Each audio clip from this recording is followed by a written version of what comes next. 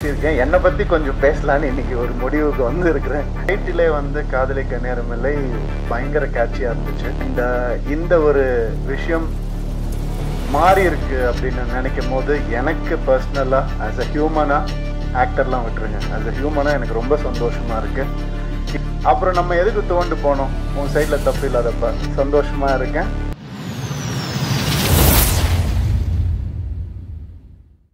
என்னை பத்தி கொஞ்சம் பேசலான்னு இன்னைக்கு ஒரு முடிவுக்கு வந்து இருக்கிறேன்.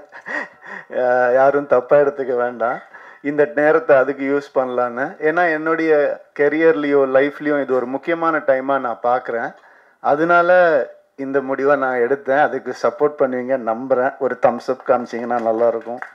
Okay, thank you.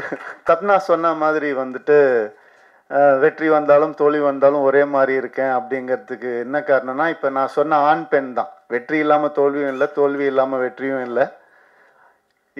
எனக்கு வந்துட்டு ஒரு 2014 இந்த மாதிரி கொஞ்சம் ஒரு தோல்வியான ஒரு டைம் இருந்தது. 3 வருஷம் ஒரே படம் பண்ணேன்.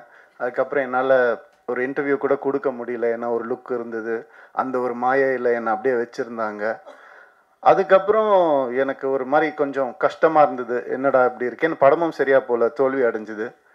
ஸோ அப்போ நான் யோசித்தேன், நான் ஏதாவது தப்பு பண்ணியிருக்கேனா அப்படின்னு யோசித்தேன். நான் தப்பாக நடிச்சிருக்கேனா, நான் வந்துட்டு தப்பான கதை செலக்ட் பண்ணனா, நான் அப்படி யோசிக்கும் போது என் சைட்லேருந்து எந்த ஒரு தப்பும் எனக்கு தோணலை. அப்புறம் நம்ம எதுக்கு தோண்டு போனோம், உன் சைடில் தப்பு இல்லாதப்ப.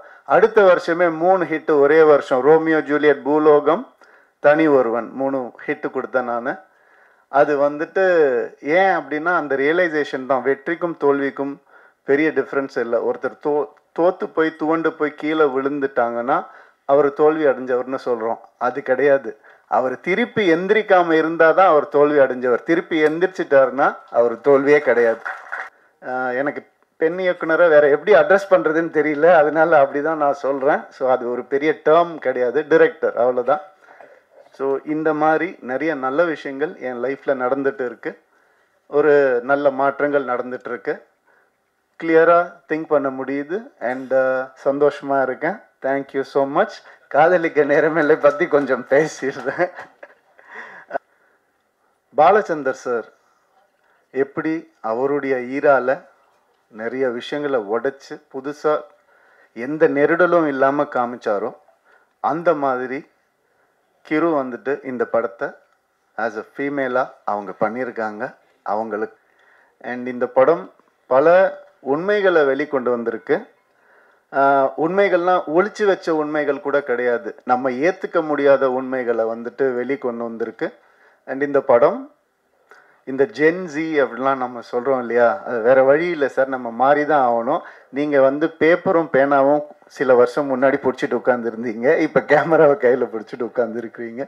அந்த மாதிரி இந்த படம் சில மாற்றங்களை கொண்டு வரும். அது ரொம்ப நவீனமாக இருக்கும், ரொம்ப மாடர்னாக கண்டிப்பாக இருக்கும். அந்த சில கான்செப்ட்ஸ் வந்துட்டு சொல்கிறது வந்து மிக தைரியம் வேணும். எப்படி வந்துட்டு கிரு வந்துட்டு ஒரு டயலாக், அதாவது உங்கள் எல்லாத்தையும் வந்து உங்களுடைய எல்லா பிரச்சனையும் வந்துட்டு ஃபெமினிஸ்ட் ஆங்கிளில் திணிக்காதீங்கன்னு ஒரு ஃபீமேல் டைரக்டர் சொல்லும் போது அதுக்கான வேல்யூ வந்துட்டு 100 மடங்கு அதிகமாகுது. ஸோ அதனால இந்த மாதிரி விஷயங்களை பேலன்ஸாக சொல்லியிருக்கிற ஒரு படம் காதலிக்க நேரமில்லை. Thank you everybody for being here.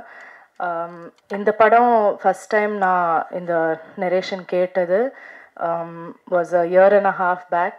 கிரு என்னை கால் பண்ணி, நான் வந்து ட்ரைவ் பண்ணிகிட்டு இருந்தேன். அப்போது ட்ரைவ் பண்ணிகிட்டு இருக்கும்போது இந்த ஃபுல் படத்தை நான் வந்து நரேஷன் கேட்டேன்.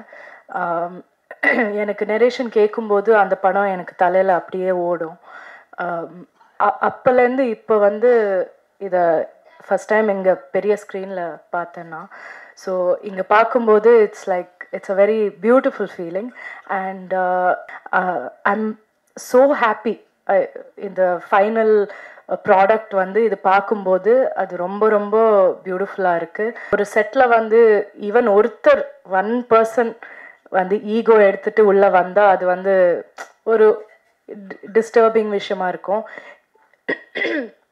இந்த செட்டில் மட்டும்தான் அந்த மாதிரி ஒருத்தர் கூட இருக்கல. Not from the hero, not from the director, not from anybody.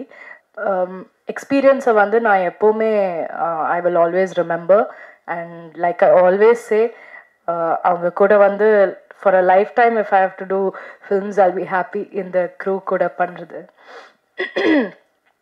அந்த ஃபைனல் அவுட்புட் வந்து ரமான் சாரோட மியூசிக் ரமான் சார் பண்ணுறாங்கன்னு கிரு சொன்னப்போ அது ஒரு பெரிய ரிலீஃபாக இருந்தது. இந்த மாதிரி ஒரு படம் ரமான் சார் பண்ணால் அது வந்து டாப் லெவலில் இருக்கும்.